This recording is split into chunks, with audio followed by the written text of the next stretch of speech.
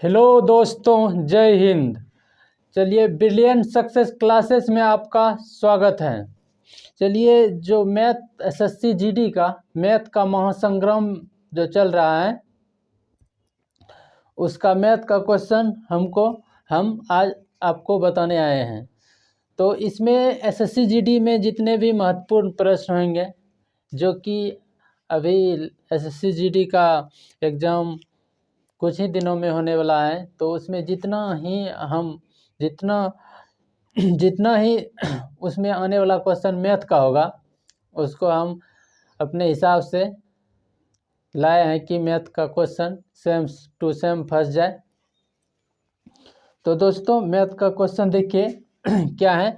अगर यदि हमारा प्रयास आपको अच्छा लगेगा तो वीडियो को लाइक करना है, चैनल को सब्सक्राइब करना है और अपने दोस्तों को भी बोलना है पढ़ने के लिए, और चाहे चैनल को और भी सब्सक्राइब करने के लिए और वीडियो को लाइक करने के लिए। इससे हमें मोटिवेशन मिलता है। तो दोस्तों, बिना लेट किए हुए चालू करते हैं।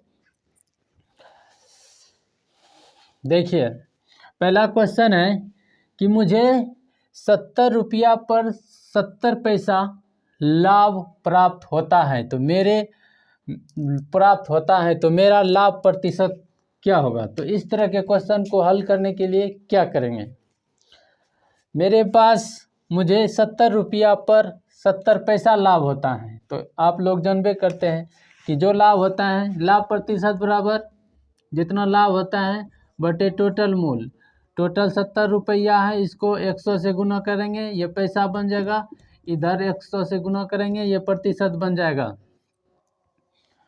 और यहाँ से यहाँ ये कटा देंगे, यहाँ से ये कटा देंगे, एक आ गया, यानी कि 1% इसका आंसर हो गया। डी नंबर, इसका आंसर 1% हो गया। अगला सवाल है दोस्तों, जब कोई वस्तु 44 रुपये में बेची गई तो उस पर 10% लाभ हुआ, लागत मूल्य कितना होगा। बोलता है कि जब कोई वस्तु को 44 रुपया में बेचा गया तो 10% का लाभ हुआ, तो उसका लागत मूल्य क्या होगा। तो इस तरह के क्वेश्चन को हल करने के लिए क्या करेंगे कि जितना दिया हुआ है, कितना रुपया में बेच रहा है, 44 रुपया में बेच रहा है, और लाभ कितना हो रहा है, 10%। तो लाभ 10%, तो उल्टा गुना करना है, 100 बटे 110। यहाँ से 0 0 खत्म, यहाँ से 4, 11 चौके 44 बराबर 10 चौके 40। ऑप्शन नंबर सी, इसका आंसर ऑप्शन नंबर सी हो गया। अगर आप बाद में वीडियो देखिएगा तो इसको पॉज करके पहले बनाने का कोशिश कीजिएगा, तब अगर नहीं बनता है तब देखिएगा वीडियो बाद में, इससे आपका जो है तैयारी मजबूत होगा।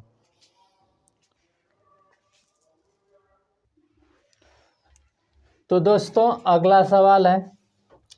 अगला सवाल को भी आप बनाने का कोशिश कीजिए। देखिए, हम पढ़ते हैं सवाल क्या है। अगला सवाल है, एक अंडे बेचने वाला 6 दर्जन, एक अंडा बेचने वाला आदमी है, वो 6 दर्जन अंडे 1 रुपया में 3 के भाव से खरीदता है। आधे दर्जन अंडे ले जाने में टूट जाते हैं, तब भी 10% का लाभ कमाने के लिए वह प्रति अंडा किस दर से बेचेगा।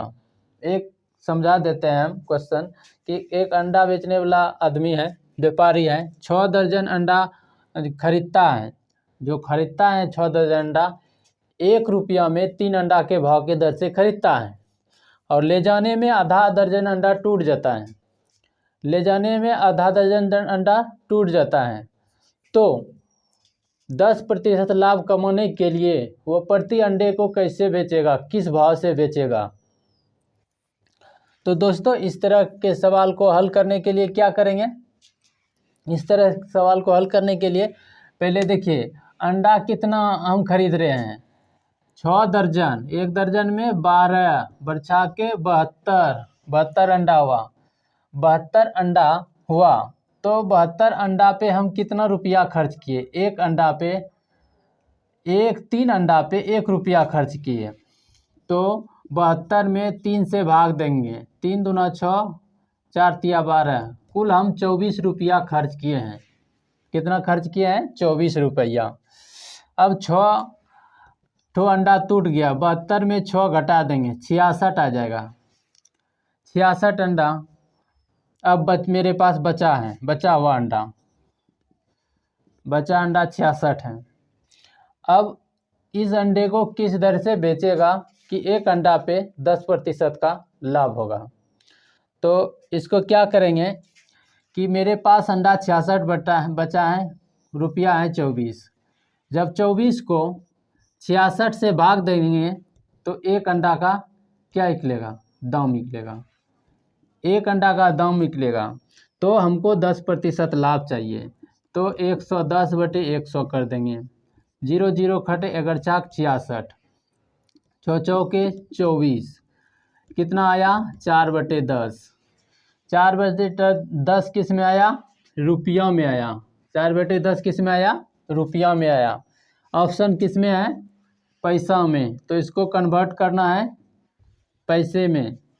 4/10 गुना 100 करेंगे तो ये पैसा बन जाएगा। यहाँ से 0 खत्म, बराबर 40 पैसा। इसका आंसर कितना हो गया? 40 पैसा। इस तरह क्वेश्चन आप बना सकते हैं। ये देखिए, जो भी क्वेश्चन हम लाते हैं वो एसएससी जीडी के किसी भी एग्जाम में या एसएससी के एग्जाम में पूछा गया क्वेश्चन है। ये नहीं कि हम अगर यदि वाइट बोर्ड पे पढ़ा रहे हैं तो बेफालतू क्वेश्चन ला रहे हैं, ऐसा कोई बात नहीं। हम अपने हिसाब से अच्छे अच्छे क्वेश्चन लाएंगे, चाहे डिजिटल बोर्ड पे पढ़ाए या इस पे पढ़ाएं। हम यह है कि हम मेहनत करके पढ़ा रहे हैं। अभी मेरे पास डिजिटल बोर्ड नहीं है, इसलिए थोड़ा ज़्यादा मेहनत करना पड़ता है, लेकिन क्वेश्चन अच्छे अच्छे लाते हैं, जो भी लाते हैं। तो अगला सवाल देखिए, अगला सवाल क्या है। तो अगला सवाल है दोस्तों कि एक वस्तु को 270 रुपया में बेचने पर उतना ही हानि हुआ जितना कि 10% लाभ पर बेचने से लाभ होता है, तो वस्तु का लागत मूल्य क्या होगा। तो इसको हम कैसे बनाएंगे? सवाल है कि एक वस्तु को 270 रुपया में बेचने पर उतना ही हानि हुआ जितना कि 10% लाभ पर बेचने से लाभ होता है, वस्तु का लागत मूल्य क्या होगा। तो इस तरह के क्वेश्चन को हल करने के लिए क्या करेंगे कि एक वस्तु को 270 रुपया बेचने पर, एक वस्तु को 270 रुपया में बेचा जाता है और उतना ही हानि हुआ, यानी उतना ही हानि हुआ जितना कि 10% लाभ पर बेचने से लाभ होता है, यानी कि जितना लाभ होता है उतना ही हानि होता है। तो 10% लाभ हो रहा है तो 10% हानि भी होगा। 10% लाभ हो रहा है तो 10% हानि हो गया। जब 10% हानि पर बेचा जाता है वस्तु को तो 270 रुपया में बेचा जाता है। तो 10% हानि बराबर क्या लिखेंगे? 10% हानि बराबर 90/100 बराबर 9/10। तो 9/10, तो एक हानि हो रहा है, ये हो गया सीपी, ये हो गया एसपी, जबकि एसपी दिया हुआ है 270। 9 बराबर 270, 9 बराबर 270 करेंगे तो 1 बराबर कितना आएगा? 1 बराबर आएगा 30, 1 बराबर 30 आएगा। 9 तिया 27। तो वस्तु का लागत मूल्य पूछ रहा है, न कि 10% लाभ कितने में बेचा जाता है, ये भी पूछ सकता है। अगर यदि तो 10 बराबर कितना होगा? 300। ये तो निकला सीपी, वस्तु का सीपी निकला, जो कि इसका आंसर 300 होगा। इसी सवाल में ये भी पूछ सकता था कि इसका 10% लाभ पर बेचने पर लाभ होता है, तो 10% लाभ पर बेचेगा वस्तु तो कितना में बेचेगा। तो क्रय मूल्य 300 दिया गया है, 300 दिया गया, 10% लाभ पर बेचेगा तो 330 में बेचेगा, 10% लाभ में बेचेगा 330 में बेचेगा। इस सवाल का ये भी आंसर हो सकता है। तो दोस्तों आप जो है जीडी का तैयारी अच्छे से कीजिए, जो भी मैथ जहाँ से भी पढ़ते हैं अच्छे से पढ़िए, और ये ध्यान दीजिए थोड़ा सा कि सवाल को वही पढ़ना है जो कि ज़रूरी है। बहुत ऐसे सवाल हैं जो कि परीक्षा में नहीं पूछा जाता है, तो दोस्तों वही सवाल को पढ़ना है जो ज़रूरी हो। देखिए, आप अपना तैयारी अच्छे से कीजिए और अच्छे से एग्ज़ाम दीजिए। अगला सवाल है, तो दोस्तों अगला क्वेश्चन है, देखिए अगला क्वेश्चन है, किसी धनराशि पर 14% वार्षिक ब्याज की दर से 3 वर्षों का साधारण ब्याज 235.20 रुपया है, तो धनराशि क्या है? तो साधारण ब्याज है, साधारण ब्याज ये तो सभी लोग जानते होंगे, इसलिए ये कैसे बता देते हैं। किसी धनराशि पर 14% वार्षिक ब्याज के दर से 3 वर्षों का ब्याज हमको निकालना है। कितना? तो धनराशि x मान लिए, और कितना है 14% की दर से 3 वर्षों का बटे 100, कितना है ब्याज? साधारण ब्याज दिया है 235.20, 10 2 होता है, 2 शून्य इधर, ये ठो कट गया 21, इससे 3 से कटेगा, 7 21 2 बटा 24 कट जाएगा 3 से, 7 21 2 बचा 25 हुआ, और 8 24 और 4 12 1 0 14 7 दूना 14, 7 1 7 7 1 7 7 दूनी 14, फिर कटाएंगे 2 से कटाएंगे तो कितना आ जाएगा? 5 दूना 10, 6 दूना 12, तो x का मान कितना हुआ? 560, तो इसका आंसर कितना आएगा? 560, तो ये इस तरह बनेगा, इसका आंसर 560 हुआ। अगला सवाल है, तो दोस्तों अगला सवाल है साधारण ही ब्याज से रिलेटेड। तो दोस्तों इस तरह का सवाल जो है पूछा जाता है, कोई बोलेगा कि इस तरह से का आसान सवाल नहीं पूछा जाएगा, लेकिन पूछा जाता है इस तरह का आसान भी सवाल।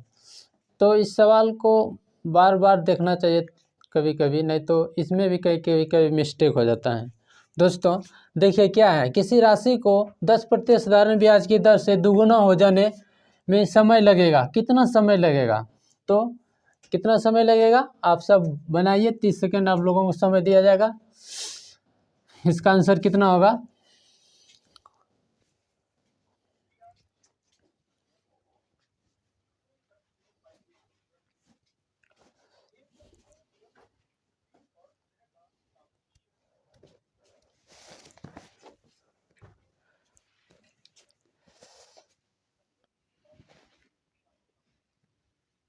दोस्तों अब बताते हैं, ये सवाल तो सभी लोग जानते ही होंगे इसका आंसर। तो किसी राशि को 10% साधारण ब्याज के दर से दुगुना हो जाने में क्या समय लगेगा? जितना गुना हो जाता है उसमें एक दुगुना हो जाता है तो एक कम कर देना है, नीचे प्रतिशत लिख देना है और ऊपर 100 से गुना कर देना है। क्या करना है? 100 से गुना कर देना है और इसको कटा देंगे, ये आंसर आ जाएगा 10 बरस। तो इसका आंसर 10 बरस हुआ। तो दोस्तों अगला सवाल है, मिश्रण से संबंधित सवाल है कि 12 रुपया प्रति लीटर के द्रव में पानी किस अनुपात में मिलाया जाए कि उस मिश्रित द्रव को 13.75 रुपया प्रति लीटर के भाव से बेचने पर 25% का लाभ हो।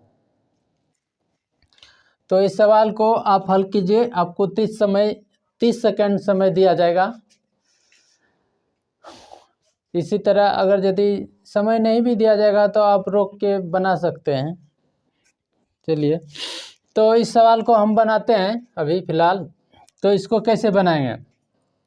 तो दोस्तों कि 12 रुपया प्रति लीटर के द्रव में पानी किस अनुपात में मिलाया जाए। 12 रुपया पानी है, पानी 12 रुपया प्रति लीटर के द्रव में, द्रव क्या रुपया लीटर प्रति है, 12 रुपया पानी मिलाया जाता है।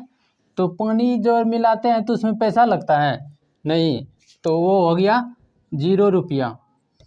तो 0 रुपया। उसके बाद ये क्रय मूल्य हुआ, तो ये विक्रय मूल्य है 13.75 रुपया प्रति लीटर के भाव से बेचने पर 25% का लाभ होता है। लाभ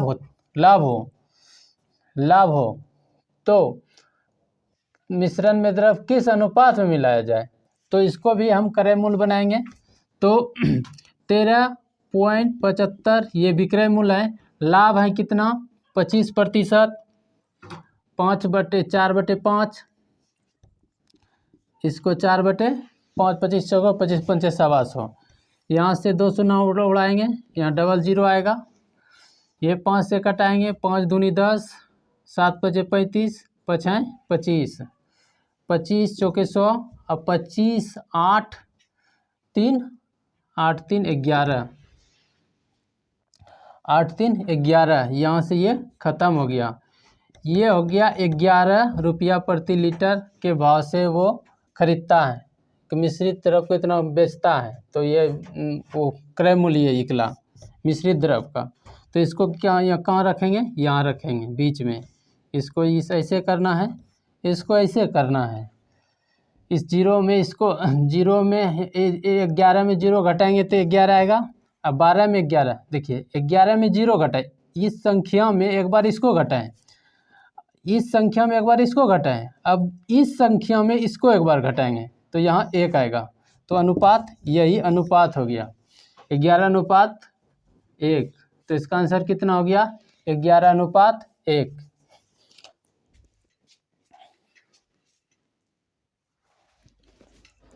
अगला सवाल है, एक वृत्त की परिधि 352 सेंटीमीटर है, तो उसका क्षेत्रफल क्या होगा। तो इस सवाल को हम हल करेंगे। एक वृत्त की परिधि 352 सेंटीमीटर है, तो वृत्त का परिधि क्या होता है 2πr, और कितना दिया हुआ है 352, 2 22/7, r बराबर 3 5 2, तो 2 11 दूनी 22, 3 2 16, यहाँ से 8, r बराबर 7 8 56, r बराबर 56 आया। अब क्षेत्रफल निकालना है, तो वृत्त का क्षेत्रफल क्या होता है πr², तो 22/7 गुना 56 गुना 56, 56 गुना 56, तो 7 8 56, 8 दूनी 16, 1 17 गुना 56, यानी कि 6 वाला आंसर है। अब 6 3 ऑप्शन में है, तीनों ऑप्शन में 6 है, 2 ठो ये तो ख़त्म हो गया, 9 वाला नहीं होगा। तो इसको कैसे गुना कर लेंगे, साधारण कर सकते हैं गुना, 6 4 36, 6 36 42, और 3 45, 45 हो गया 4, 6 4 10, 30, 35 35 और 3 38 हो गया, 3 बचा, 5 3 8, 6 5 8 9, 98 56। तो इसका आंसर कितना आया 98 56, 98 56, 98 56 ऑप्शन नंबर ए में है। तो इसका आंसर 98 56 आया। अगला सवाल,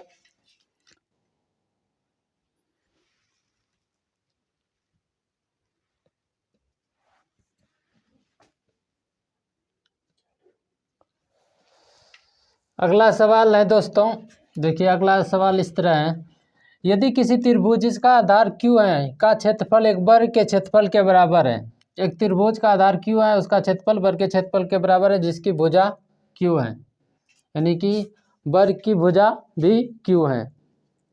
क्या है, वर्ग की भुजा भी Q है, और उसका तो त्रिभुज का क्षेत्रफल भी Q है। यदि किसी त्रिभुज जिसका आधार Q है और का क्षेत्रफल एक वर्ग के क्षेत्रफल के बराबर है, जिसकी भुजा Q है, तो त्रिभुज की ऊंचाई क्या है। त्रिभुज की ऊंचाई बोल रहा है,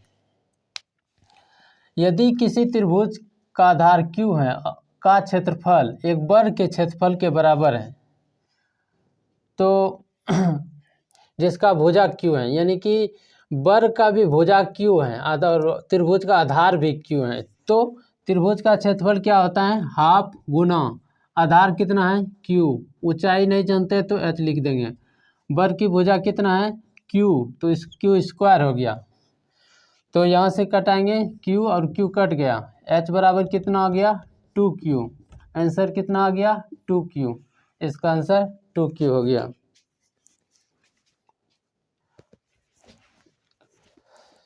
तो दोस्तों अगला सवाल देखिए, इस तरह का बार वाला सवाल है जो रेकरिंग ऊपर दिया गया है, संख्या के ऊपर रेकरिंग दिया गया है। तो ये सवाल है कि 0.3467 पे रेकरिंग दिया हुआ है प्लस 0.1333 पे रेकरिंग दिया गया है, तो इस सवाल को हम कैसे हल करेंगे। तो दोस्तों इस तरह के सवाल को हल करने के क्या करेंगे, 0.347, इसका मतलब रेकरिंग का मतलब हुआ 7 इस तरह लिख देंगे। फिर दूसरा कितना है 0.1333 ऐसे करके लिख देंगे और इसको जोड़ देंगे, तो जोड़ेंगे कितना आएगा 10, 9 1 10, इस तरह आएगा। यहाँ कितना आएगा 10 1 11, यहाँ आ गया 10, यहाँ हो गया 10 1 11, यहाँ 10, यहाँ के 7 1 8, यहाँ 1 4, इधर 0, तो क्या जा रहा है 0 1 0 1, इसी तरह रेकरिंग आगे जाएगा 0 1 0 1 करके, तो इसका मतलब हुआ 0.4801 पे रेकरिंग, 0.41 पे 01 पे रेकरिंग। तो इसका ऑप्शन था, ऑप्शन लिखने के लिए हम भूल गए थे, इसका ऑप्शन था सवाल में, इसका ऑप्शन था कौन सवाल है 0.34 वाला, 0.34 वाला सवाल है 0.34 वाला 0.48 पहला ऑप्शन था 0.48, दूसरा ऑप्शन था 0.4801 पे रेकरिंग, उसके बाद तीसरा ऑप्शन था 0.48 पे रेकरिंग, और चौथा ऑप्शन था, देखिए ऑप्शन लिखने के लिए हम भूल गए थे 0.48 पे रेकरिंग, इस तरह का था ऑप्शन। तो इस सवाल को हम इस तरह बनाए कि इसका जो रेकरिंग रहता है, तो इस रेकरिंग का अर्थ है आगे इसी तरह ये संख्या जाएगा और यहाँ भी ये संख्या आगे इसी तरह जाएगा, तो हम ये आगे थोड़ा दूर तक लिख दिए 3 स्टेप, जिससे हमके आंसर पता चल जाए। तो ये कितना जोड़े, तो जोड़ दिए 10 हो गया, एक बच गया, 9 1 10, और ये 10 है तो यहाँ 11 आ गया, फिर यहाँ 9 है तो इस तरह जोड़ दिए, साधारण जोड़ दिए, तो इसी तरह आगे ये चलते जाएगा क्रमबद्ध करके। आगे लिखेंगे तो ये जीरो वाला जो है इसको 1 बना देगा। कहीं कन्फ्यूज ये होता है कि यहाँ तक तो ठीक चल रहा है, यहाँ तक तो ठीक चल रहा है, लेकिन आगे तो जीरो आगे नहीं चल रहा है, लेकिन ये संख्या को जब आगे और लिखेंगे तो इस संख्या को ये 1 बना देगा, ठीक। तो उधर से जोड़ने के बाद और आगे लिखिएगा तो बन जाएगा। तो साधारण ये इतना आंसर आ रहा है बी नंबर। तो दोस्तों ठीक जिस तरह हम इस सवाल को बनाए, तो इस सवाल को जो है ना आपको होमवर्क में दिया गया है, इस सवाल को आपको बना के आंसर देना है। अगर यदि नहीं बनेगा तो मेरा वीडियो देखिए, हम आपको बताएंगे कि इस तरह के सवाल को कैसे तुरंत चुटकी में बनाया जाता है। अगर यदि आप मैथ में अच्छे से जल्दी फास्ट में सवाल को हल करना चाहते हैं तो आप जो है मेरे क्लास देखिए, आपको ज़रूर फ़ायदा मिलेगा। तो दोस्तों आज इतना ही, धन्यवाद।